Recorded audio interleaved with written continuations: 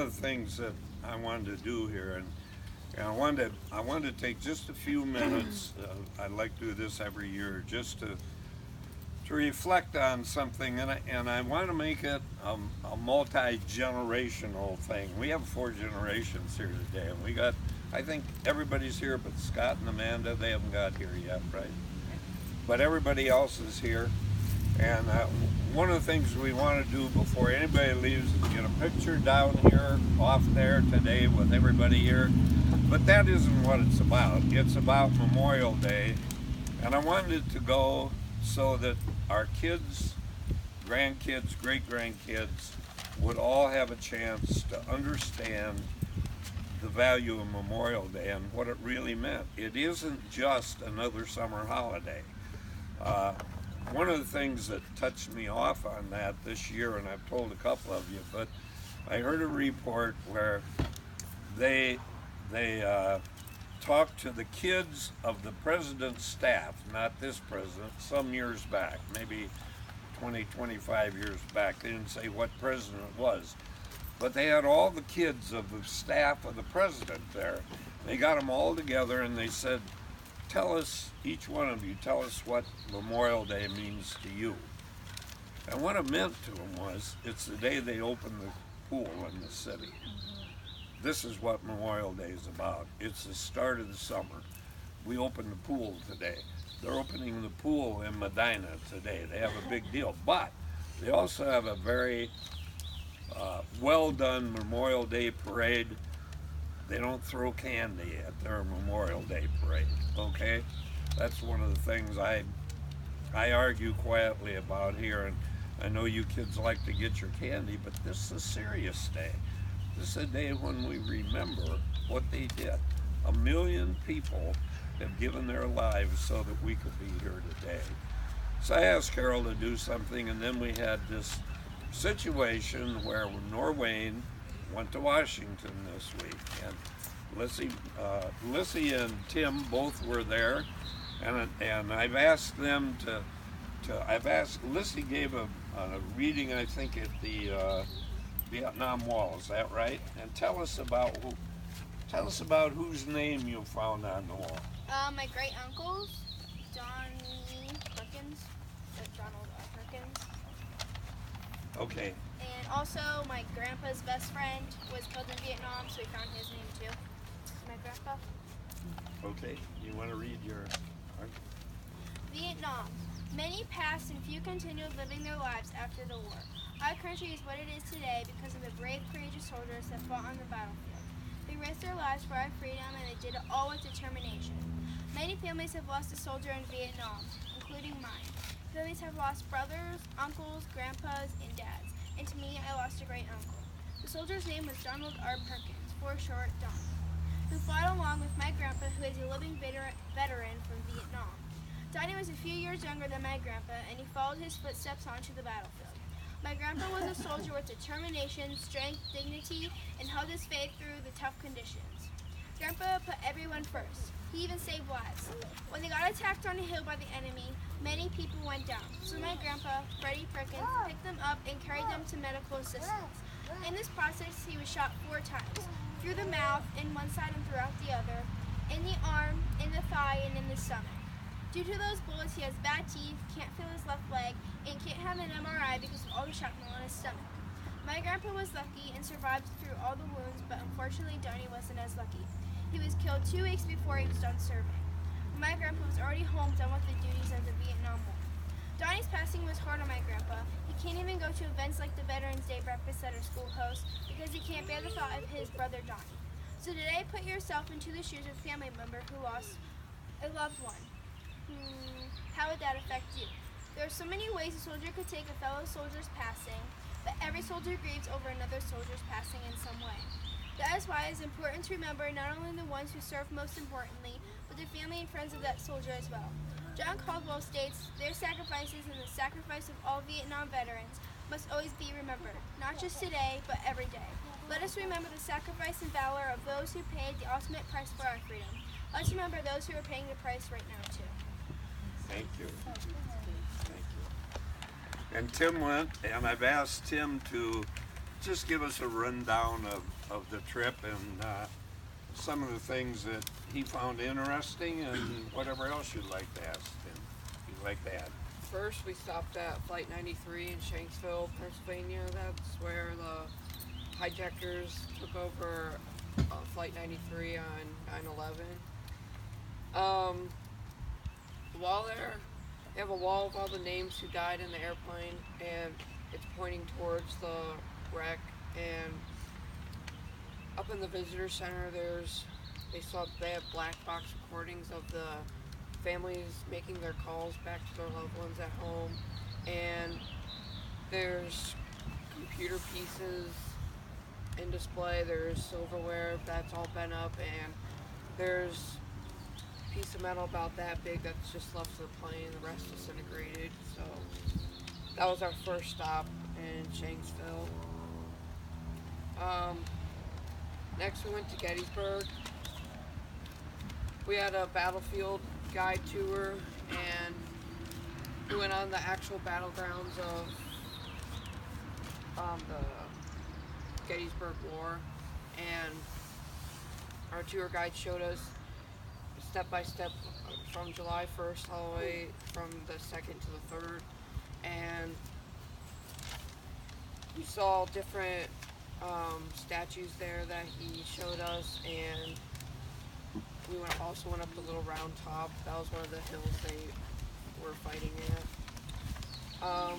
Up in the visitor center, there was a cyclorama. It was like this big 360 painting of the whole Gettysburg War. It was in this big room where you looked up and you could look all the way around, and it gave the story of the Gettysburg War, and it had like lights shining on where the cannons were launched and stuff, and it just gave us like rundown of the war. So we stayed that night. We stayed the first night there in Gettysburg, and the next day we went to Washington. Our first stop was one of the Smithsonian museums. I went to American History Museum. I saw the first flag, which was the Star Spangled Banner flag. I believe was flying at Fort Sumter. So you can't take photography there or anything because they have to have it in like this special room too, so they can preserve it and not so it doesn't fall apart or anything. I also went to the Air and Space Museum. That was like where Amelia Earhart's replica of her airplane was hanging in there. Different rockets that U.S. used to go to the moon, and the Wright brothers airplane was there and stuff. Do you want to tell about the natural history? Okay, and I went to the Natural History and American History Museums. In the Natural History, we saw the Hope Diamond and all these different rocks, and there were like elephant bones and dinosaur bones and stuff like that. We also went to Arlington National Cemetery. We got to see the changing of the guard at the tomb. That was cool. Our school also got a chance to present a wreath to that tomb. So one of the soldiers walked four of the students down the steps to the tomb, and they presented a wreath there. And it's a really big ceremony for changing of the guard. They have taps going, and you have to put your hand over your heart the whole time, and you have to be standing up and be really quiet because there's 3 soldiers down there because it's a big ceremony every time.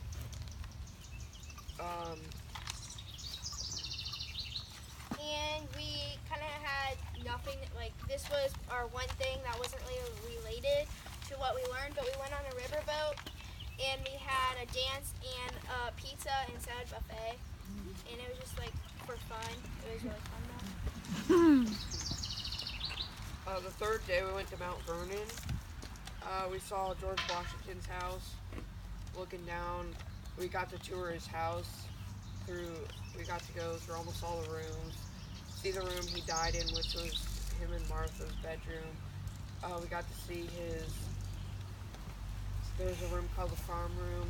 All the architecture in there was farming related. You had either animal on it or some type of farm tool. And his back porch looks out onto the Potomac River, and it's really wide. It's wider than the Mississippi, so it's like you're looking out into a big lake. We also got to see his gardens, which FFA members still plant those today. They have sheep shearing there. They had sheep in pasture. They had a whole bunch of. We got to tour almost not all of his land, but got to tour his property that he had. His greenhouse, so that was cool.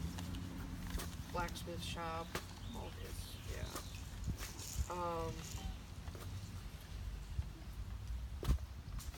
When we got back to Washington, we went to the Lincoln Memorial. That looks out onto the Potomac also, and you can see it goes the Lincoln, World War II, and then the Washington Monument all in a row. There's a myth about Lincoln, on the back of Lincoln's head. Supposedly Robert E. Lee's head is carved into the back of his head, but no one can tell for sure because he's so big and high up, you can't tell.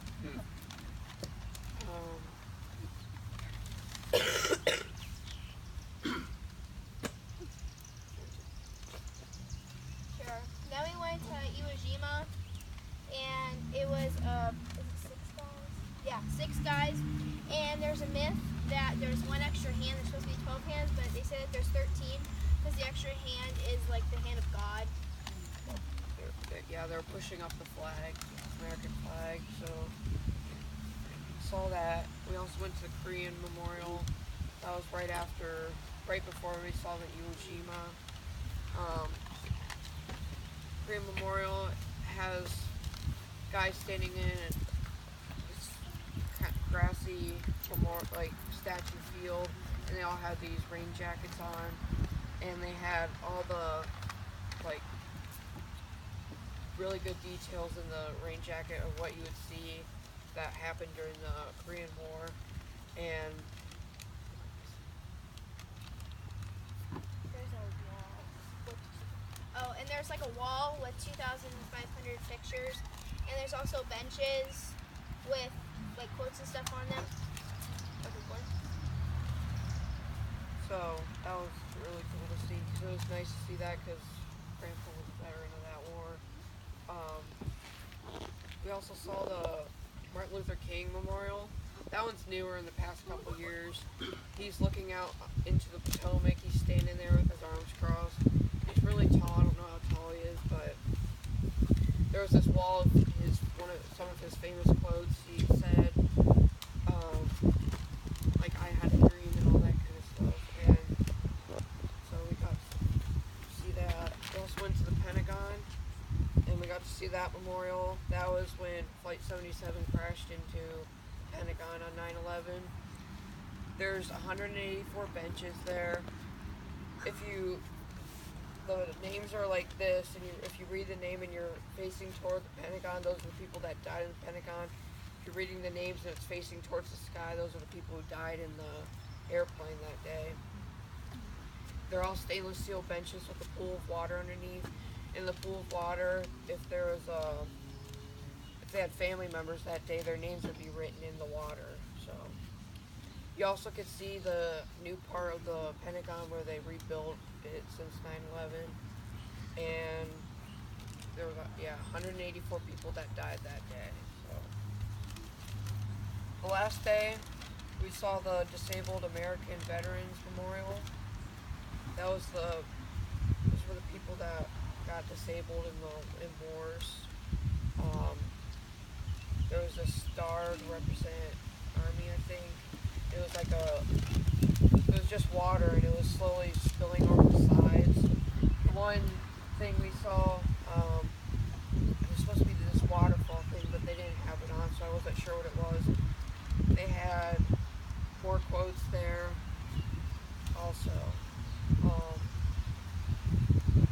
saw the World War II memorial. It has all the 50 states around it, and there's these two water fountains coming out the middle. I'm not sure what the water represents, but our school got to present a wreath to Ohio at the World War II memorial. I met 4 or 5 veterans there. The one guy I talked to was celebrating the 101st Airborne. He was there, and he was a master. Like, he jumped out of the plane over 70 times, I think. So he had like a badge he showed us. He said one time his parachute didn't come out right, and he thankfully, whatever the parachute didn't do, it helped bring him down okay, but he didn't break any bones or anything, so I thought that was cool. We also met a veteran that he lives in Akron today, and his daughter lives in Worcester.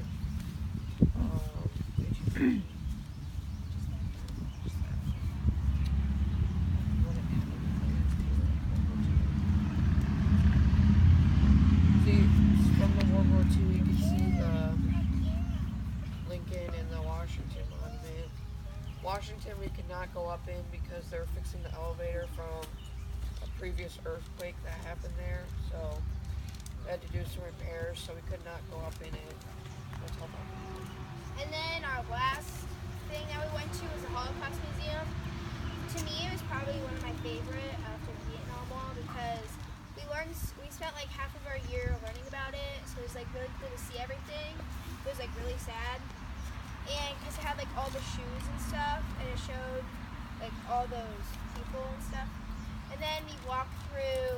It was a section. It was about this boy who survived the Holocaust, and it showed how his life was like so happy and joyful, and then it just turned into like a nightmare. Yeah. We also watched videos that there was footage of the Holocaust. There was these bulldozers plowing the dead corpse everywhere, and there was an illustration of the soldiers leading the Jews into the gas chambers. First they would go into a room, get undressed, and then the next room they didn't know, but they would pack in there, and then they would turn on the gas. And that's They thought that they were getting in the shower, but they were actually going to There's fake shower heads in there, and then after that they put the bodies in a crematorium, burned them to ashes. So then that we spent about an hour in there, and then we went home. That was it. So. Sounds like a good trip. Did you enjoy it? Yeah. Your favorite memory of the trip? Probably seeing my Uncle Donnie's name on the wall. Yours? I like Gettysburg. I like seeing the actual battlegrounds we walked on and picturing like the soldiers being there. So. Good. Stacy joined. Where's Stacy? Stacy, you have anything you want to add? Come out here. She was one of the adult chaperones.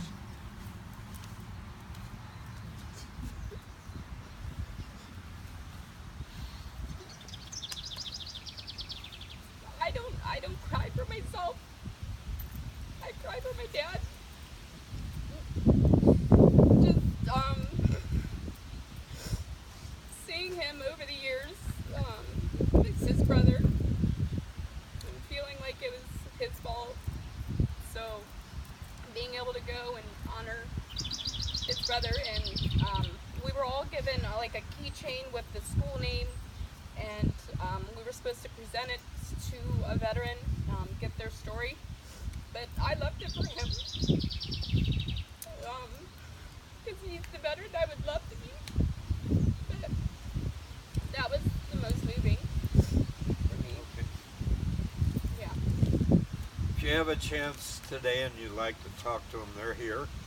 Ask them about their trip. Ask them about what it meant, because that's very important, especially at this point in their lives, to be able to be exposed to Washington, D.C. And this is one of the strange groups that went and didn't get a chance to meet their congressman.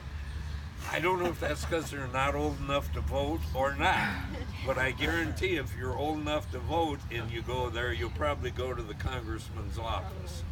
But anyhow, this was a trip that was more about the memorials and about the things that are the heritage of America. And how many here have been to Washington? Okay.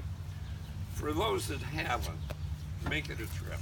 It's part of our nation's history, and it is our nation's history. But do like these kids did. Study about it before you go. Don't just go down there and say, I wonder what that building is. Read up on it, go to the internet, do whatever you do, find out what it is, go with a purpose, and learn about our country.